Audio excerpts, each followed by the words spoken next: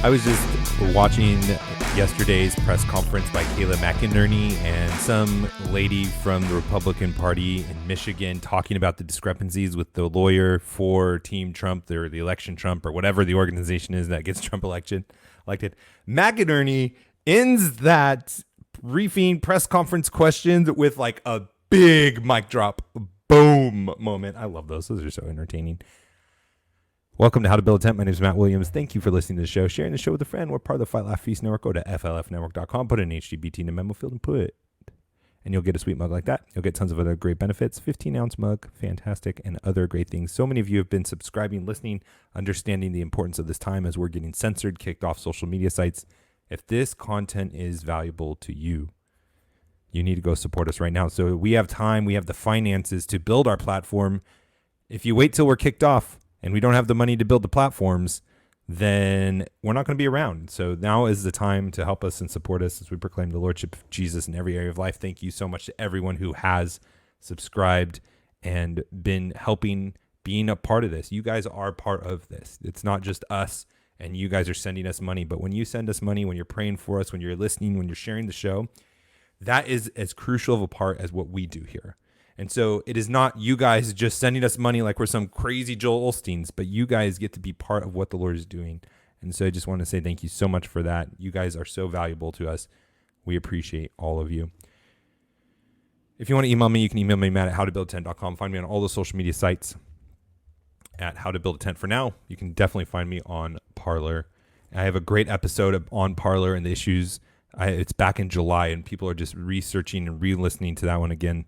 I really encourage you to listen to that. I have some more good news about the election. I want to talk about leadership for a little bit because I've been seeing some faulty leadership from good guys, but just not understanding the importance and how to lead effectively. A lot of it is probably personality quirks or just not understanding the moment, not understanding the situation, not understanding the leadership that they have. And the truth is we all are leaders in some sort of way in the areas that God has given us authority on. So it's a very important thing. Before we get into the good news and before we get into that, we have another great thing for you guys, Samaritan Ministries. Let's be honest, talking about health insurance is not something anyone really likes to do. It can be confusing with lots of jargon, plus who really knows what it's actually going to take care of. That's why Samaritan Ministries is a healthcare option you should consider. It's not insurance. It's Christians sharing healthcare costs and encouraging one another when there's a medical need. Samaritan members knows that when an illness or injury happens, fellow members have their backs. Here's how it works. There's no network restrictions. You choose your doctor, hospital, and pharmacy. Send your medical bills to Samaritan Ministries. They notify other members to send you money to help you pay your shareable bills, which in some cases could include therapeutic massage and alternative medical practices.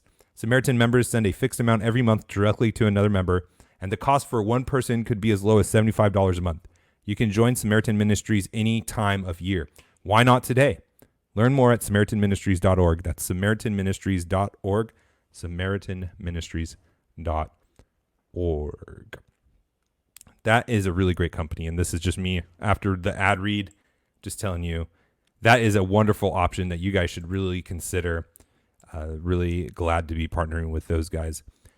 All right, so I want to talk about something that's kind of been annoying to me as of late is there's been a lot of men that I've been seeing who have a following that people look up to, that people take cues from, who will maybe even say things that are correct, that will say things that maybe are accurate in the moment, but don't take into account the broader picture, the broader context, and don't understand that in leadership, you are not leading people in a given point, but that you are leading them to accomplish something, to fulfill a vision, to fulfill a goal, to obtain some objective. You are not in that moment. And there's a lot of people that, and this is a great quality, and I'm not even saying that what they're doing is wrong, that they need to change, but I just want them to realize that you as a leader have responsibilities beyond just telling the truth. Not that I'm saying don't tell the truth, not that I'm saying that you should lie, none of those things. You should tell the truth. But it's not enough as a leader to just tell you how things are in the moment or how you perceive things, because you have a responsibility for the people you're leading. And you don't want to just lead them and keep them stagnant or have them regress or lead them down a road that you didn't intend or going down a different direction than what the goals and objectives and the vision are for whatever organization or entity or wherever platform, whatever groups that you have. But you need to understand that every single thing that you communicate is leading your people one way or another. And if you, and this is what I've been seeing, well, people will just drop facts or maybe their opinion about something. They won't have all the information, or they'll be not telling you the broader context of something. And it leaves people with the misunderstanding or no objective, no goals to aspire to, or they know that there's the vision, but they're not sure what to do with that information to carry on. And just one thing that I really want you guys to be thinking about in all of this, and I hope this is coming out in understanding ways, because I'm trying to be as vague as possible.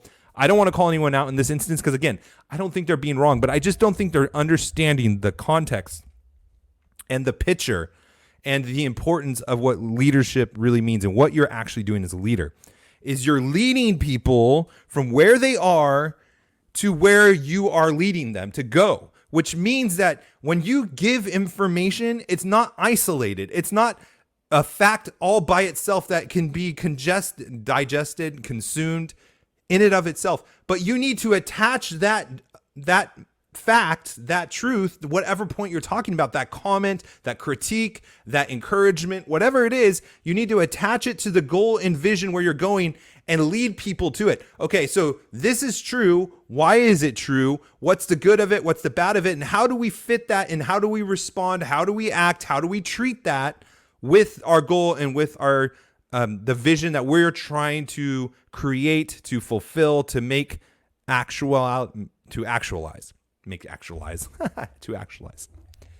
And so please, when you are speaking to people that you lead, do not just leave them hanging with the fact or your perspective or what you think is true or why you're doing something, but tie it in to where the organization is going and where you are leading them. You can do a big disservice to people to leave them on their own to do that.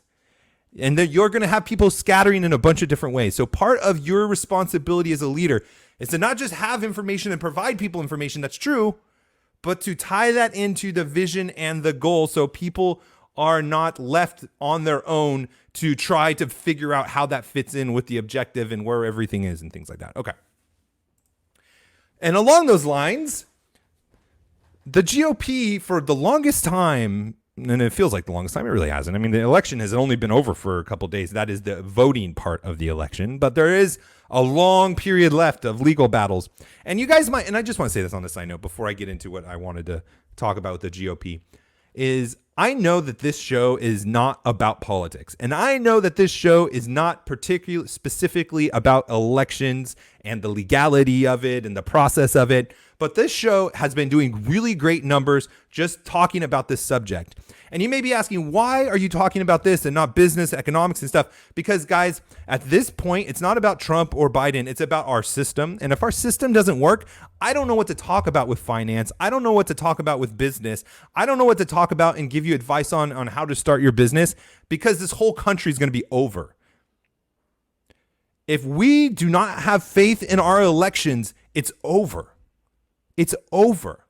Because even if Biden and Harris aren't as terrible as I think they're going to be, they're already talking about universal mask mandates. They're already talking about all of these different things that they want to do to us.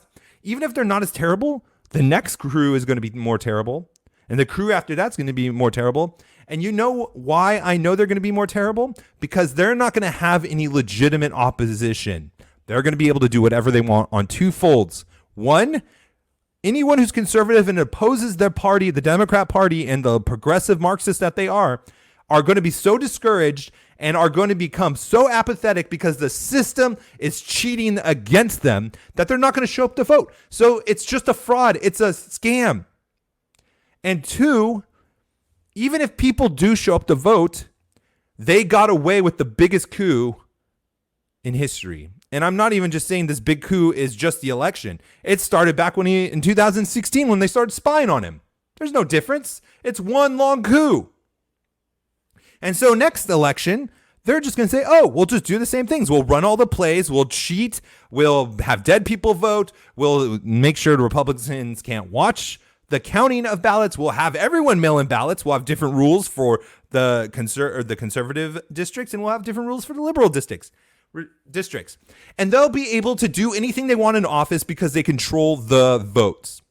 So that is why I'm talking about this. And again, I really mean this from the bottom of my heart. In 20 years, I don't want to tell my children I could have done more.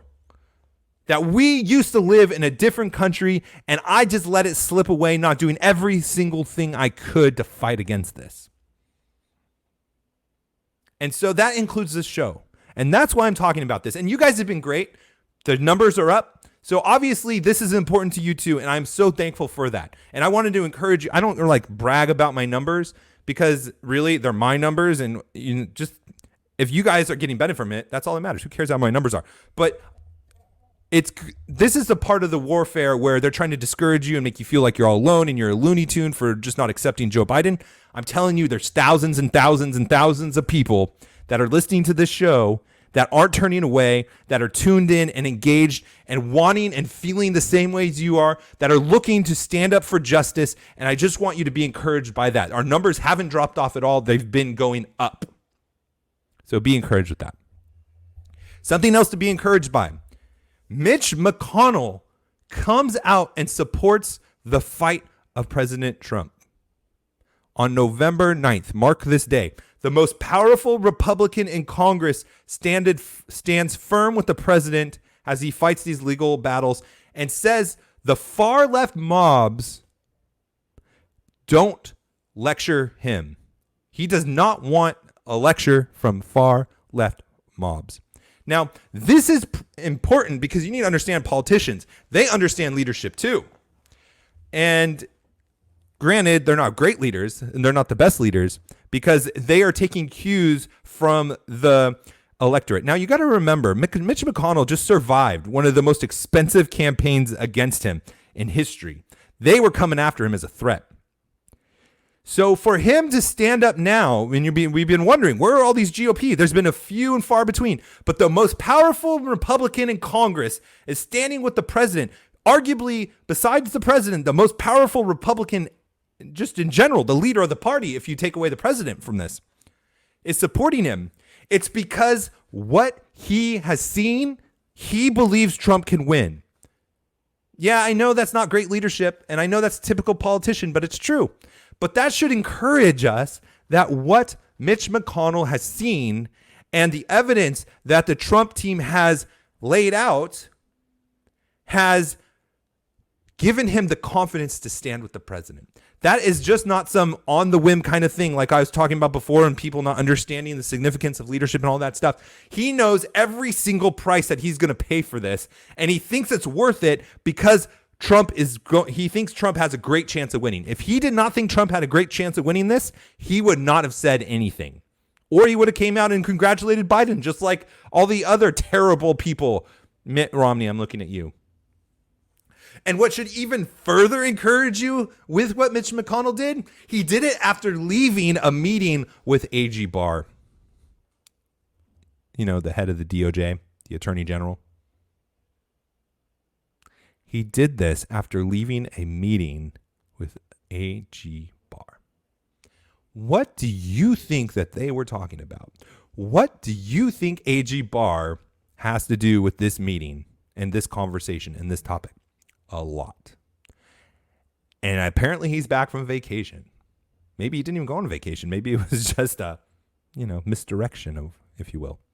I don't know. It doesn't matter. The matters is the most powerful Republican besides the president and the Attorney General of the United States. They're talking about something. And A.G. Barr is not supposed to be political. So there's some kind of investigation happening at a national scale. It's not being left to the states.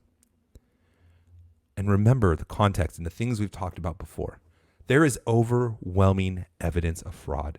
And if the fraudulent cases prove to be fraudulent in court, and the justices and the other judges have the courage and fortitude to uphold their oaths of the United States and do what is right and stand against the Marxist mob, Donald Trump will win 4 more years.